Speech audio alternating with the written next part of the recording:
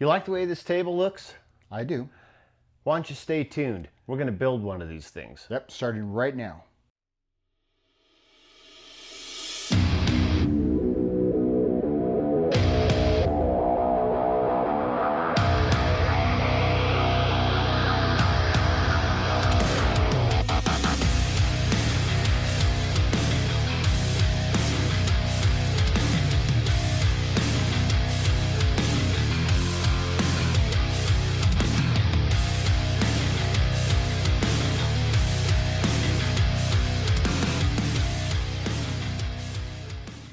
So the first thing we want to do on this table is that we want to cut this thing to 52 inches. Now we looked real hard at this piece of wood and we wanted to make sure that we have some really fantastic grain here, but we've also got some very nice curling down here. So we want to make sure we get these positioned right. We did some measurements on it and I think it's going to work. I think so. It'll be good. So yeah, I think it's going to be fantastic when it's done. And the only thing that we've got to be kind of careful of is these knots down at the end. We're going to have to fill those, but you know that's just par for the course for getting great wood. So right. I think we're ready. Let's cut it. Let's get going. Okay. Starting a project is always the hardest part. These small cuts may not be as exciting as getting to work with antlers, but it's all part of the process to achieve a great end result.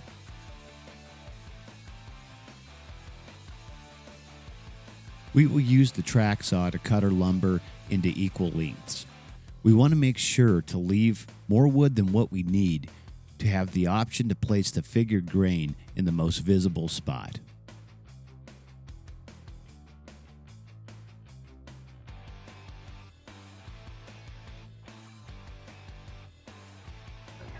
All right, so we've got these parts cut out 50 some inches each. We got some nice figuring in this area.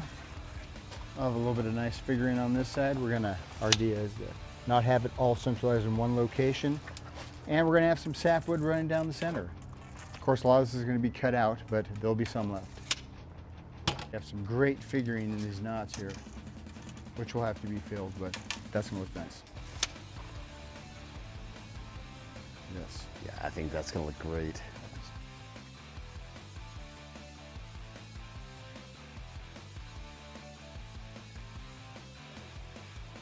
We have a joiner in the shop, but when the weather is nice, we prefer to use the track saw to cut our center joints.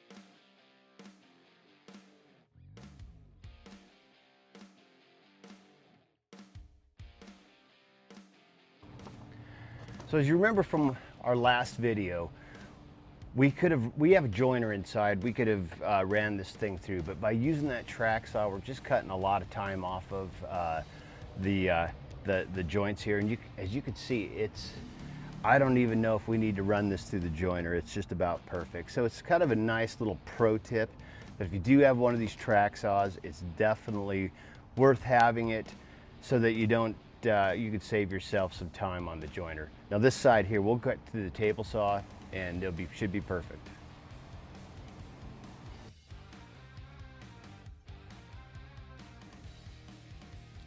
Now that the top is cut out, it is time to start on the base. The bottom section is close to the same length as the top, but we'll have some jet outs that we'll attach later.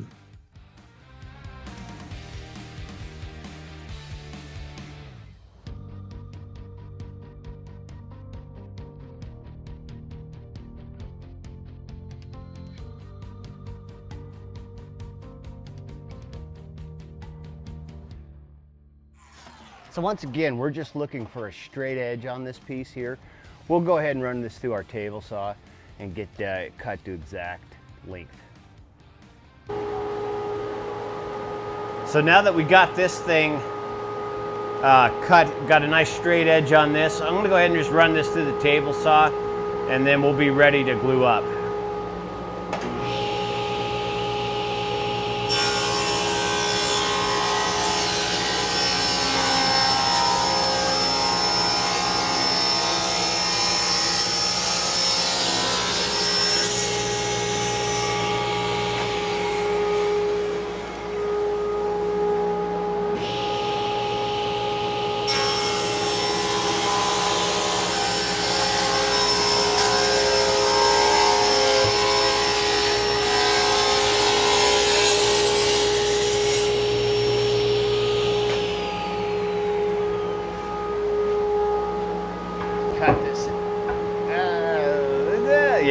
gonna send it back through.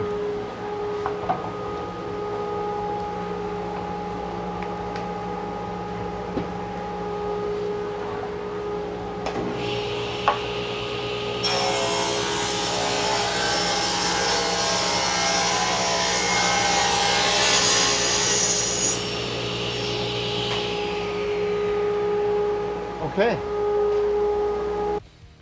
So we had a pretty decent day today. We got the top cut, got all the trim finished up for this piece, and now I'm just gluing these on before I go home. Now these will fit right here. What these are is the antlers are going to rest on these, so when they come up here and connect into our top, they should be it'll give just a little bit more of a platform, give the table a little bit more stability. So I'm going to do that, and we will call it a day.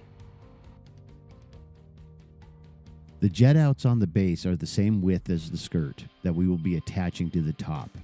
Stability is key for this table because there's a high probability it will be holding a heavy bronze. Okay, Ron, action. All right, so now we're going to deploy a base. This is going to hold our edging right along here. We're going to make ourselves a nice base. We're going to make that out of hickory, strong wood. It's kind of difficult to work with, but for this application, it's going to work just fine. So right now we've just cut the length, and we're going to put some cross supports through here. That's about it.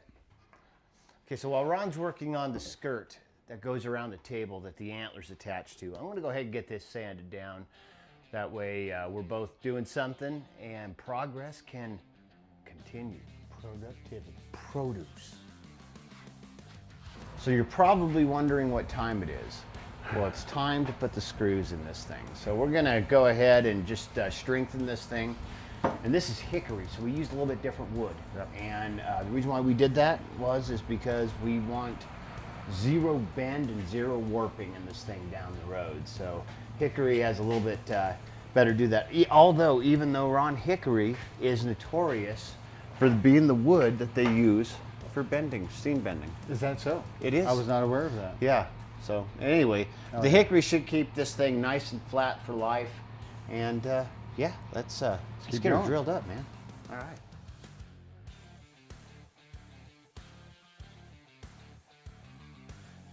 The hickory on the skirt will be stained to match the walnut.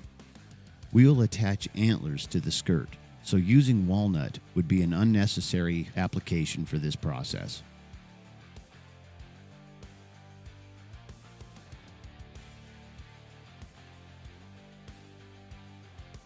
All right, so we've got the base, the skirt here put together, and then Ron has got the base, the bottom of the top stained. That even makes any sense. But it does. Okay, I understand. so we need some places here for the elk antlers to connect to. So we're gonna cut, we have a bunch of scrap, and that's why we always keep that stuff. Yep. Because we always know some point in time we're gonna need it and we're gonna use it. So I'll attach those and cut those and attach them, and then we'll probably call in a day. About that time. All right. Yep, let's go.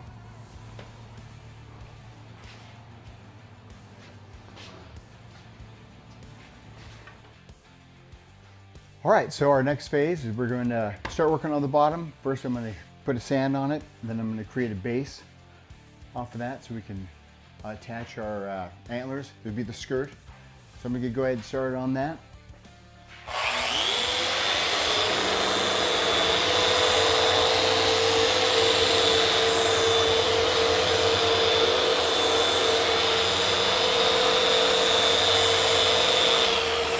Did we mention just how much we enjoy using these Rotex? These are really effective sanders.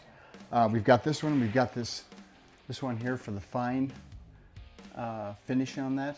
These really save us a great deal of time. So while Ron is sanding down the base, I'm going to go ahead and just put the finishing touches on this. We've got it roughed out. So the antlers are going to attach, the elk antlers are going to attach here. We're going to we'll screw this to the top.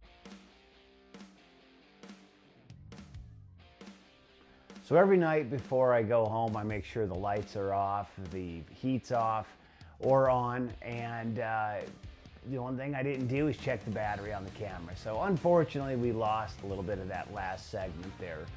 But anyway, we're gonna go ahead and just move right on to the routering part of this, and you'll get the picture of what we did.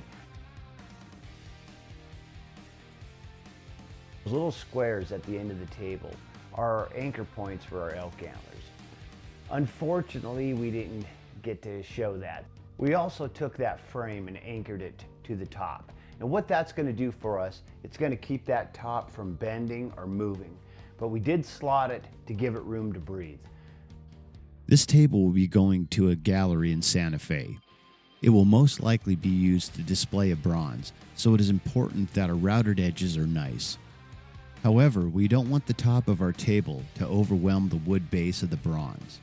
To keep that from happening, we will use a router bit that is simple but still creates a nice edge. Our goal is that the table brings the eye upward, so it harmonizes well with everything around it.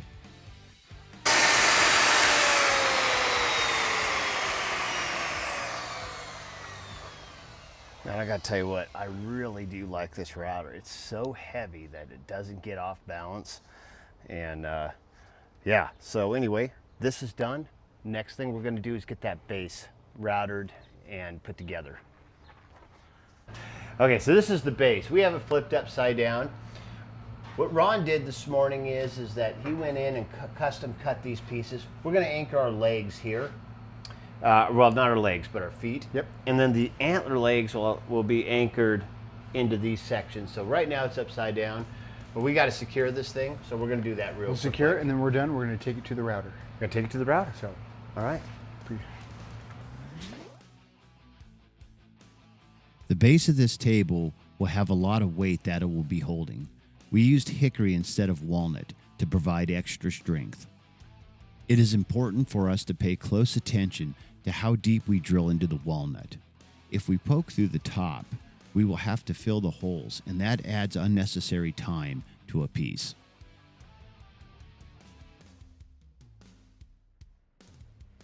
Now that we have the base secure, it is time to router the edges. Once the base is routered, we will stain and prep for finish.